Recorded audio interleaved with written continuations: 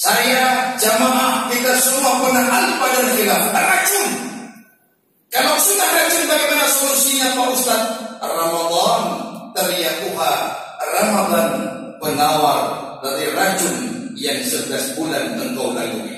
Marilah kita bersihkan baju kita yang telah lama kotor dengan deterjen, kata guru saya, yang mereknya Ramadan. Demikian.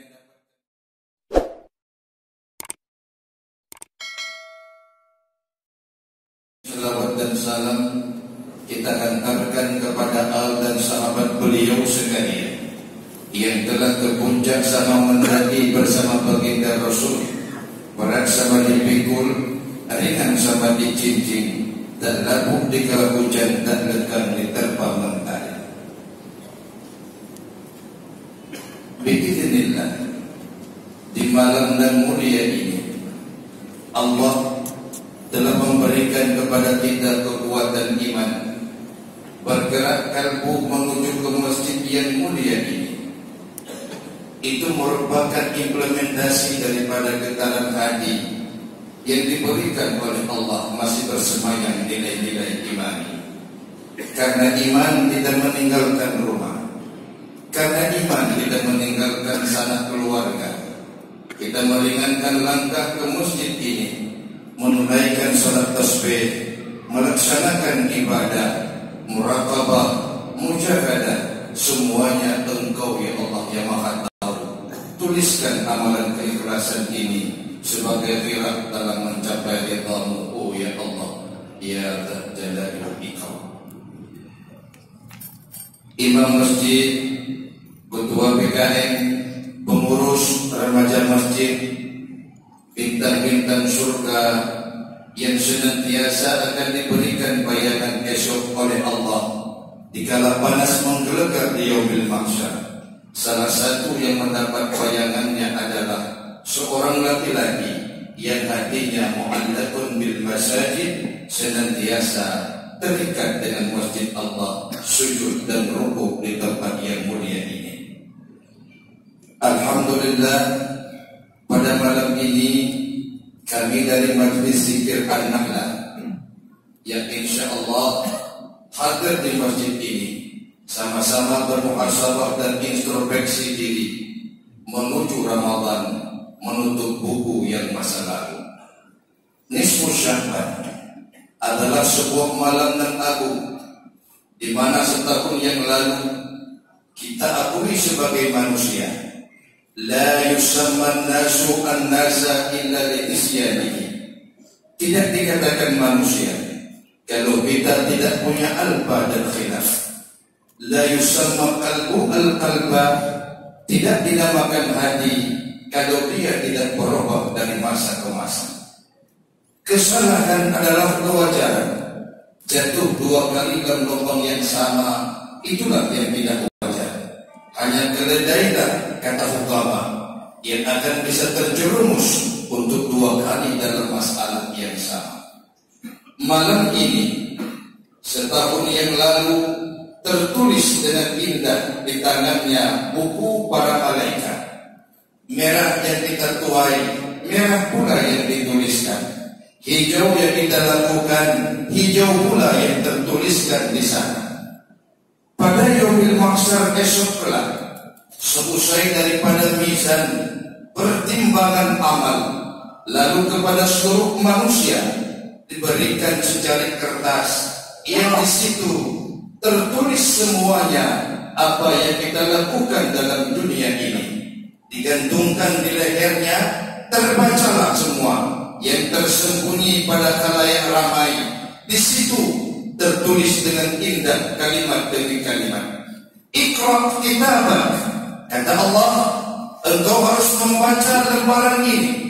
Kehidupanmu dalam dunia pada waktu sekarang ini harus engkau bertanggungjawabkan kanan dan kiri, lahir dan batin.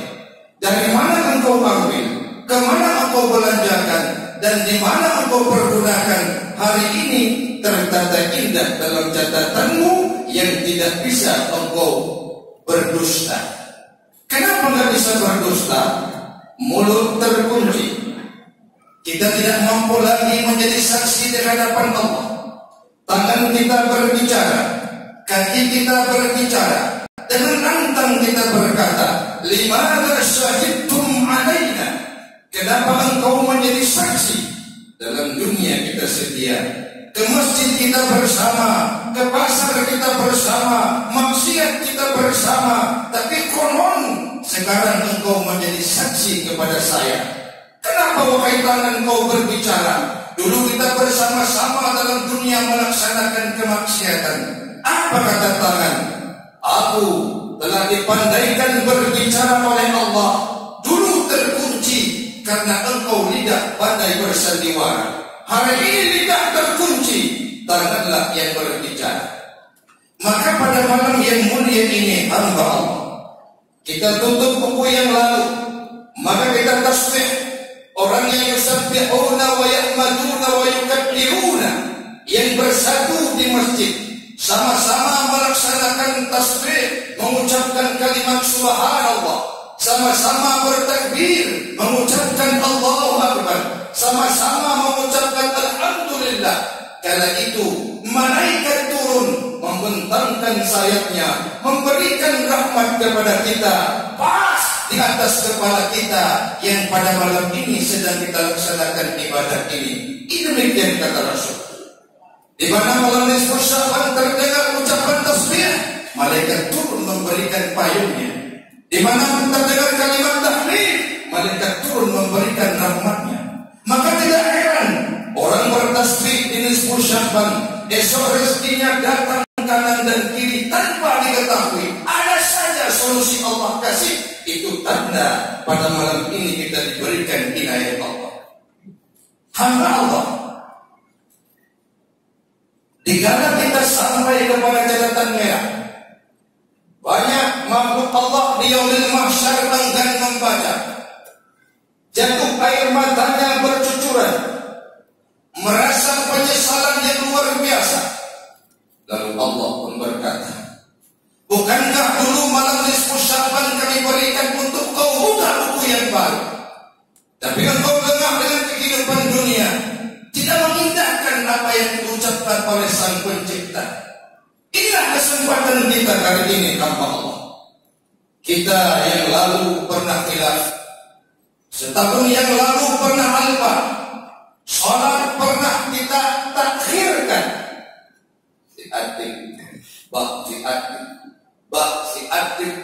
Akhirnya keluar waktu asar. Dalam sawah jam 4 sengaja salat ditunda-tunda, akhirnya keluarlah pada waktu maghrib. Itu kesalahan. Mengutangkan orang 1.000 bayar 2.000, kesalahan. Kita tinggalkan salat tidak menjadi beban, kesalahan. Lidah ribuan orang hancur masa depannya karena kita istighal bi uyubin nas, sibuk membuka aib-aib saudara tetangganya. Hari ini aib orang ini kita buka, esok Allah berikan keaiban kita terbuka di depan umum. Maka doanya adalah wastur uyubana, ya Allah tutupkanlah segala kekurangan-kekurangan kami. Maka pada malam ini hamba Allah, buku yang lama kita tutup. Ini petanda kehidupan masih diberikan umur oleh Allah. Tapi kita belum tahu akankah berjumpa dengan Ramadan. Kadang usai zikir ini kita kembali ke hadirat Allah.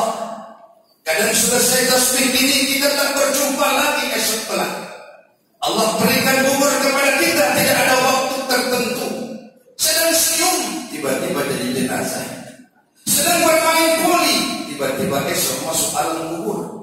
Sedang berkendaraan euforia balapan liar, 2 menit kemudian menjadi mayat. Hidup di tangan Allah. Televisinya kita nonton, remote-nya punya Allah. Kita masih diberikan kesempatan.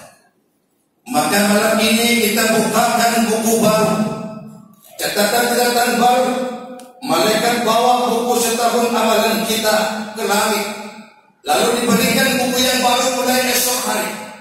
Maka kita bukakan dengan tasbih, karena itu merupakan sebuah tradisi kepada kita semua. Malam nisfu Sya'ban disebut barakah, maka mulailah kita dengan tasbih, kemudian hijaulah buku kita esok kelak. Tidak ada yang tidak bersalah. Kita kunci kalimat hidup ini. Tubna ilallah. Nanti kita berzikir, taubat kami kepada Engkau ya Allah. Wa raja'na ilallah. Kami akan kembali ke hadapan-Mu ya Allah. Wa nadimna ala ma fa'alna. Menyesallah diri kami ya Allah atas apa yang telah kami lakukan.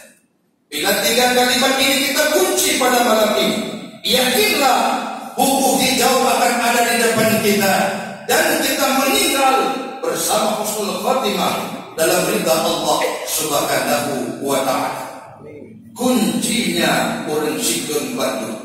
Bungkuslah zikir malam ini ikhlas karena Allah. Dipuji tidak dipuji oleh manusia tidak berpengaruh sama ibadah kita. Kita jumpa di masjid ini bagaikan ikan bertemu dengan air, tenang, aman, damai. Tapi bagi hati yang tidak ikhlas, dalam masjid ini bagaikan burung dalam sangkar, gelisah, tidak tenang, ingin cepat-cepat keluar. Maka kunci pertama tasbih dan zikir malam ini, bungkuskanlah hati ini ikhlas dalam ridha Allah. Bukan perlu sanjungan, bukan disebut orang lain ibadah, tak pula disebut orang dermawan. Karena kita mengejar pujian manusia, bersiap-siaplah meninggalkan pujian Allah. Akhirnya as-sanatu kulluha samun qatil. Tahun yang kau lalui itu racun. Saya, jamaah, kita semua pernah alpa dan khilaf. Racun. Kalau sudah racun, bagaimana solusinya Pak Ustaz? Ramadan tariyakuha. Ramadan penawar dari racun yang 11 bulan engkau lalui. Marilah kita bersihkan baju kita yang telah lama kotor dengan deterjen, kata guru saya, yang mereknya Ramadan. Demikian yang dapat kami utarakan sebagai tausiah singkat. Saya ajak kepada para jemaah, ya Allah, Engkau maha melihat, Engkau maha mendengar, Engkau punya basar, Engkau punya kalam. Persaksikan oleh-Mu ya Allah, hamba-hamba-Mu malam ini yang hadir dalam masjid ini semata-mata karena ridha Engkau. Ikhlas dan berzikir karena-Mu ya Allah, bukan karena gila pujian manusia. Betul? Betul?